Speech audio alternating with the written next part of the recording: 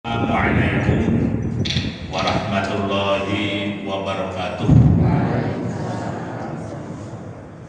Alhamdulillahilladzi nazzalal Qur'an hudan linnasi wa bayyinatin minal huda wal furqan.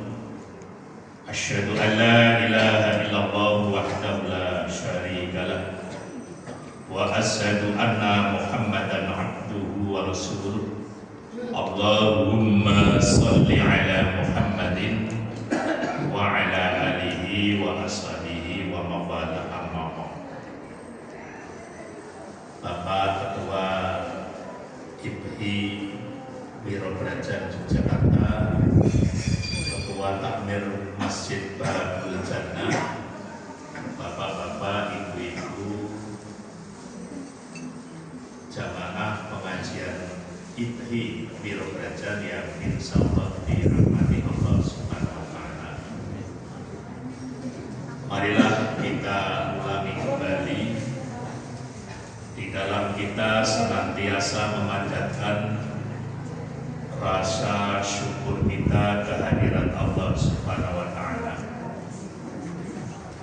yang mana Allah telah melimpahkan segala taufik dan hidayahnya pada kita sekalian, sehingga di pagi yang cerah ini kita masih diberikan makna pertolongan untuk bisa melaksanakan kegiatan kita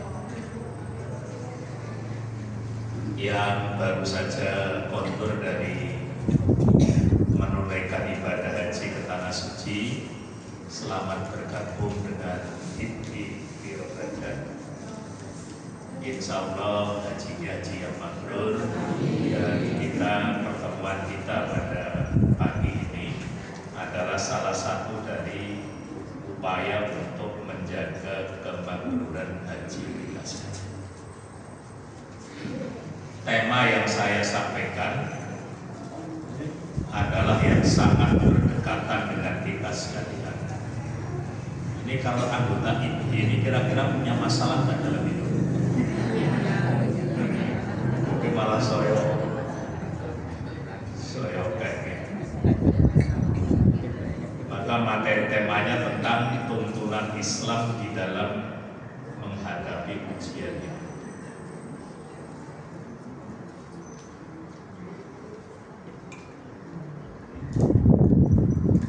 Nah, biasanya pengajian belum afdol kalau belum diawali dengan membaca pantun,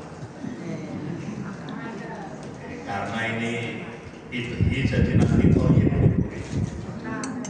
jadi nanti jawabnya dengan toyib atau toyibah. Angin bertiup menghempas kelapa,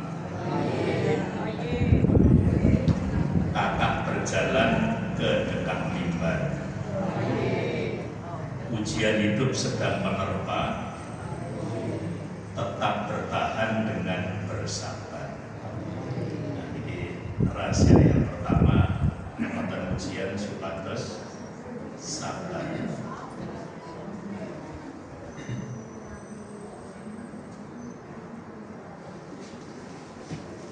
Ini hampir semua jamaahnya, rombongannya fase kehidupan yang sampun sepuh gitu. Hari tua adalah fase kehidupan yang harus dipersiapkan dengan baik, makanya kesehatan, finansial maupun aspek hukum keluarga. Kenapa saya munculkan aspek hukum berkeluarga itu? Jangan sampai kemudian nanti keluarga IPHI Wiro Brajan ketika dibunuh wonten karsanipun Allah Subhanahu wa Ta'ala meninggalkan permasalahan-permasalahan yang berkaitan dengan mawaris dan sebagainya. Makanya sejak awal aspek hukum keluarga perlu dicermati juga. Makanya ada mengatur tentang warisan, hak orang tua, kewajiban anak dan sebagainya. Ini pantun yang kedua, hari Ahad sampai hari Selasa bendera berkibar di dalam gua. Janganlah kamu berputus asa, banyak bersabar dan berdoa. Jadi kaitannya dengan masalah sabar ini, kita setiap hari dihidangkan di media, di berita, di WA kita, betapa banyaknya berkata mudahnya orang itu melakukan sutup saliro. Sutup saliro. Jadi begitu mudahnya berputus asa dari rahmat Allah. Bahkan ini nyuwun sewu ya, untuk internal kita saja. Itu kemarin ada kepala SMP Muhammadiyah Mujahidin, baru dilantik kira-kira 13 hari, ditemukan meninggal di pantai. Kita mencoba menjelaskan bahwa itu ada unsur-unsur penganiayaan, tapi Pak Polisi mengatakan tidak ada. Ini artinya sing milih sing kleru gitu. Maksud kula ya ora ngomong sing ora duwe masalah, kabeh duwe masalah. Tapi seharusnya kalau dia pimpinan itu menyelesaikannya harusnya lebih islami. Kemarin ada dosen di UIN Makassar ditemukan di atas pohon. Kenapa begitu mudahnya mengakhiri hidup ini? Masalah berputus asa dari rahmat Allah. Sebelum sampai kepada materi ini, ada 7 tips Rasulullah menjaga kesehatan. Ini penting untuk kita yang tadi sudah oversek. Oversek itu saya munggah. Tidak makan sebelum lapar dan berhenti makan sebelum kenyang. Itu amel kalau dengan makan bareng-bareng. Undangan manten itu UPGK, usaha peningkatan gizi keluarga.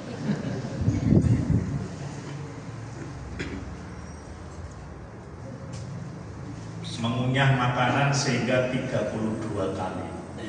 Niki sak emplokan lho. Ora yo 32 kali tapi 4 emplokan. Dibagi 4 ketemunya pinten. Wow. Ada yang usul kalau begitu berarti pakai tasbih kan? Nah, supaya kelihatan kayak pikir 32 ditambah 1. Jadi ketemunya 33 ya, 3 tasbih itu. Tasbih kita itu pas. Nah, jamaah IKBI itu kita banyak melihat makanan yang halal tapi tidak toyib bagi kita. Bapak-bapak kalau ada undangan manten, kalau ibunya nggak ikut kelihatannya rada seneng banget, rada merdeka gitu lah. Jadi so apa-apa iso dicicipi kan. Ibu-ibu nek ngeterke kakung manten aku jadi rada galak ae. Bapak yang ngelirik sate itu sering ayo lirak-lirik, lirik-lirik itu. Tapi ibu ya orang lain nyatanya nyicipi setengah sunduk ya langsung opnam. Mulai bapak opnam aku sing jebuti sekolah itu. Jadi ibu buatan lain juga dari sapam waktu kencang itu ya. Nah ini yang perlu menjadi kebiasaan kita dan istiqomah puasa sunnah. Ada teman saya yang istiqomah puasa Daud, hobinya goes. Nek akeh pas poso, iku ngisik-isik pit, berbedi bersih dia betul. Nah kalau pas nonton poso pit kita, tuh lagi bersih kita bersih kita. Ning kalau ketemu ya meriang juga. Manajemennya apa yang kita tetap meriang, belum nggak bola atau full tetap yang meriang.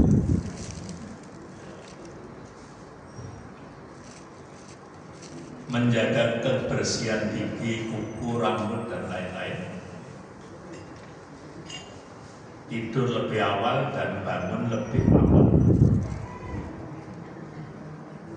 Saya sekarang sedang mencoba Bapak Ibu sekalian, kalau tidak ada acara, tidak ada pengajian dan sebagainya, selesai sholat isya terus tidur. Nanti bangun jam 1,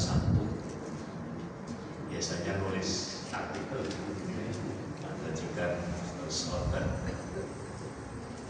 Ini yang sekarang sedang menjadi, saya sedang memaksa diri untuk mandi malam pakai air dingin. Jadi sekian lama kalau saya mandi selalu pakai panas itu. Bulan itu merusak awak. Saya kemarin ketemu dengan teman saya pas rapat itu, kami tenggelam ini, saya konco kulon itu biasanya ibadahnya bukan pati tertib. Kalau rapat tekan adan tak sholat itu berbeda. Oh, acara apa-apa. Tapi sekarang cerita dengan saya, setiap malam sholat tahajud, karena diawali dengan mandi malam. Jadi katanya aku jadi langsung, tadinya sudah mulai agak stroke, jalannya agak sulit. Sekarang sehat.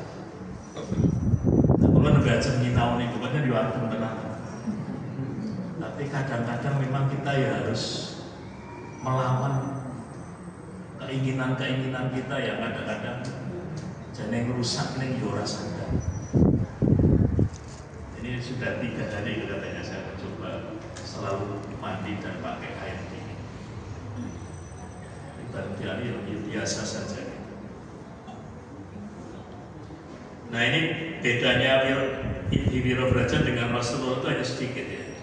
Rasulullah itu tidak pernah marah kalau kita sedikit-sedikit marah. Atau Rasulullah sedikit marah, kita sedikit-sedikit marah. Jadi metode hampir mirip, ada sedikit.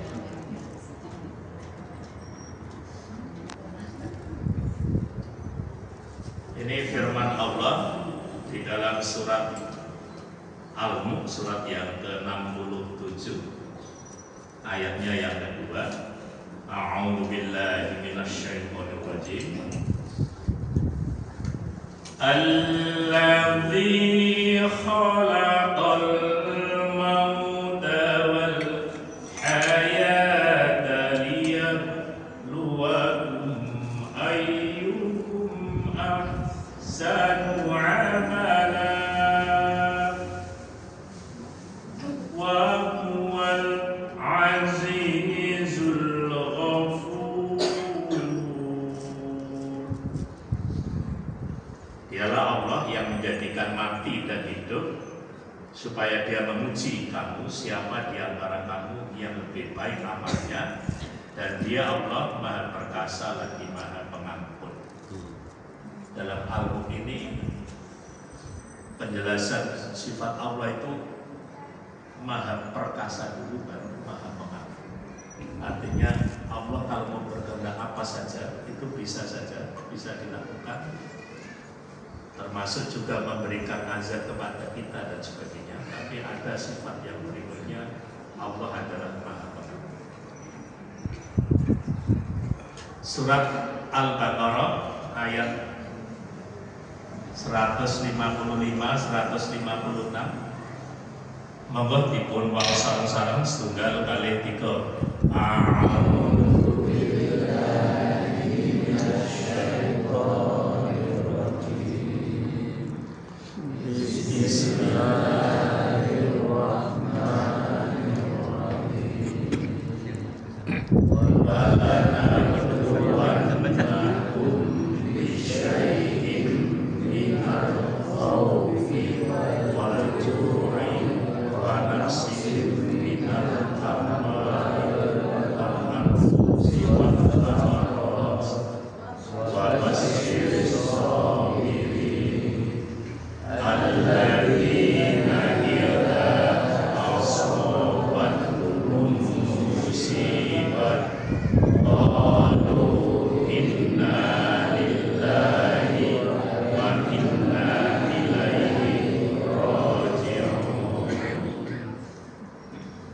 dan sungguh akan kami berikan cobaan kepadamu dengan sedikit ketakutan, kelaparan, kekurangan harta, jiwa, dan buah-buahan, dan berilah kabar gembira kepada orang-orang yang sabar.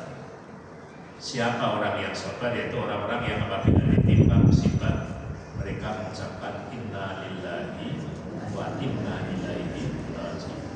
Sesungguhnya kami milik Allah dan hanya kepadanya lah kami akan kembali.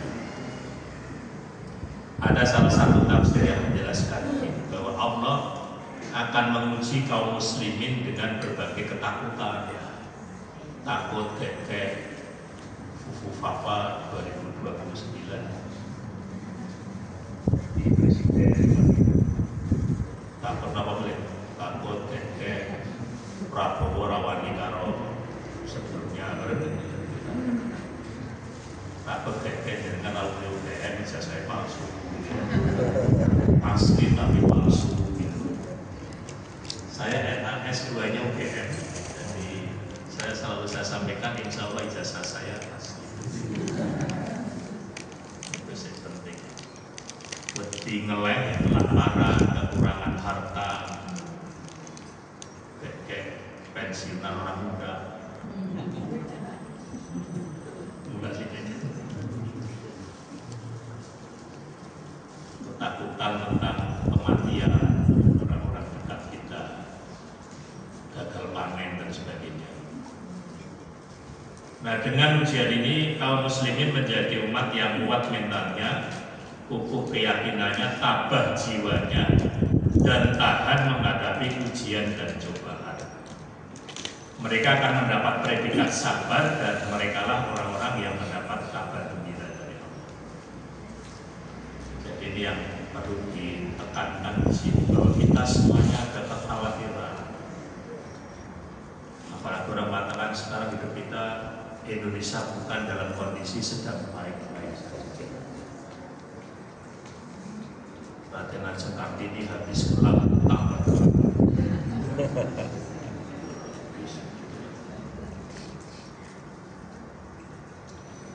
Nah, dalam menghadapi kehidupan di dunia ini, manusia selalu berhadapan dengan dua keadaan yang silih berganti.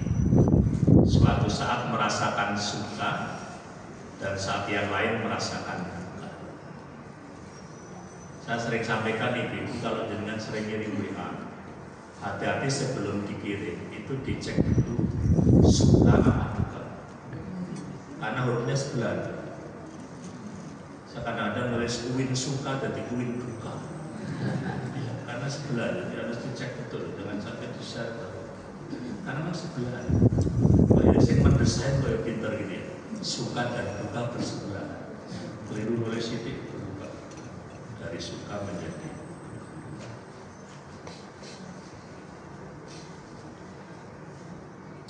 Nah, pada saat berbahagia, terkadang manusia menjadi lupa, sebaliknya saat duka mendera, seringkali manusia berkeluh kesah. Nah, bagi hamba yang beriman, hidup adalah ujian, dan dari sebagian dari ujian hidup itu ada juga yang disebut dengan musibah. Jadi ujian hidup bermacam-macam, salah satunya adalah musibah. Nah, kalau ditanya musibah itu apa? Musibah adalah segala sesuatu yang dibenci yang terjadi pada manusia. Jadi apa saja yang kita rasakan, yang itu tidak menyenangkan bagi kita, maka kita anggap sebagai musibah. Tapi nanti akan kita lihat ada berbagai manfaat juga. Musibah yang belakangan terjadi di Indonesia, gempa bumi, banjir, dan permasalahan sosial, gempa sosial dan politik. Ada yang pertemuan alumni kehutanan kemarin. Itu katanya yang hadir nggak sampai 50, polisinya lebih dari 500.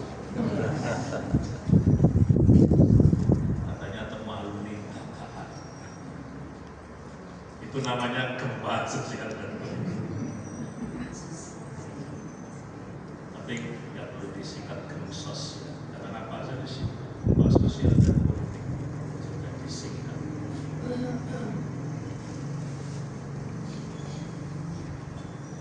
Tapi yang namanya musibah itu ada yang menyikapinya sebagai keburukan, dan ada juga yang menganggap itu merupakan sebuah teguran untuk menjadi lebih baik.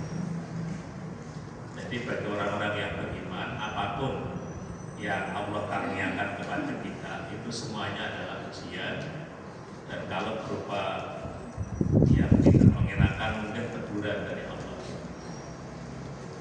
Alam saja sudah bosan dengan kita ini, mungkin alam sudah bosan bersahabat dengan kita. Coba kita bertanya pada dia. Rumput yang bergoyang itu situ. Jadi ternyata kalau ada masalah, iki ojo kakek takon karo ulama-ulama yang sudah terlalu dekat dengan kekuasaan. Jadi jangan takon pik 1, pik 2, jangan tanya kiai-kiai dari Tangerang yang sering berteman. Itu jawabannya mengsel. Ternyata suruh tanya rumput yang bergoyang ya ustadz yang ada di biro belajar. Orangnya sederhana tapi orangnya masih lurus. Cerita ya orang punya motivasi yang macam-macam. Itu yang dimaksud dengan rumput yang orang-orang yang di grassroots itu yang sebenarnya lebih sungguh-sungguh. Nah, jadi sekarang ini saya 65 tahun 65 saya baru umur 3 tahun ya. Tapi katanya situasi sekarang lebih parah dari 65. Yang maksud saya Bapak Ibu sekalian yang aktif di pengajian ya, tolong saling menjaga keselamatan kita masing-masing.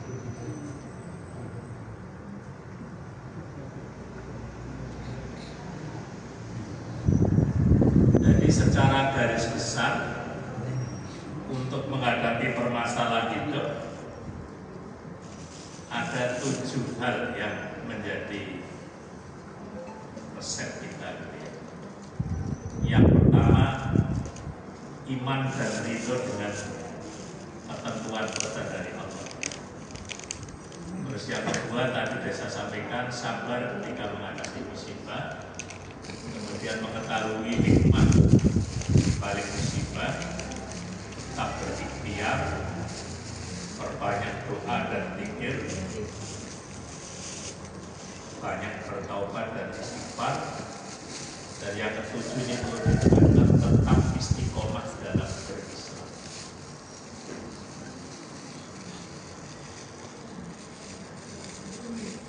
Dulu waktu saya masih jadi guru di daerah Gunung Kidul, saya dulu pernah jadi guru di SMA Rongkok. Itu naik motor langsung sampai Australia. Ada orang yang maju rebutan kepala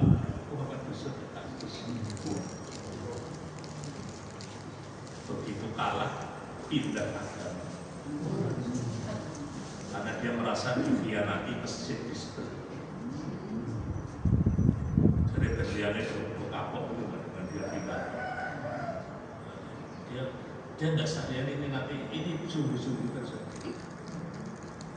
Dulu saya sering dakwah di perkampungan dengan Pak Jalal Muksin dari Kop dakwah pedesaan. Ada ibu-ibu yang mengatakan, nek nang kampung ini nganti ngadep masjid, aku rela mati ngadep. Ini bareng masjid dari reporter kok. Bermacam-macam yang rawani tenang. Mati berdiri. Baru ganti ya mengantar.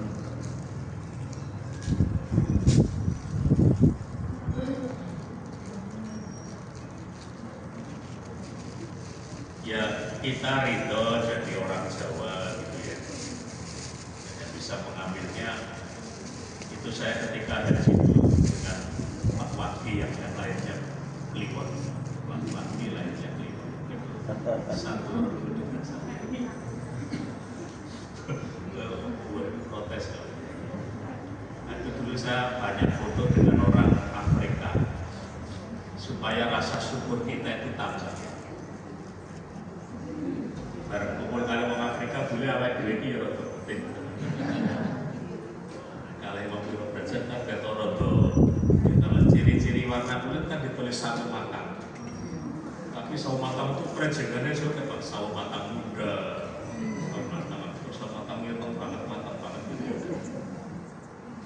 Tapi setelah kumpul dengan mereka kita merasa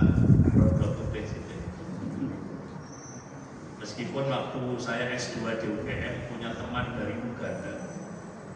Dia mengatakan, wong Jawa ki sakit. Kulitnya tuh kecil. Ireng ya ora, putih ya ora. Mesti kayak kami itu jelas gitu. Nah, lajeng pikiran elek kula lajeng tutulah Mas. Jenengan entak kayak kewetan SDM kok. Malah bisa dadi objek wisata itu.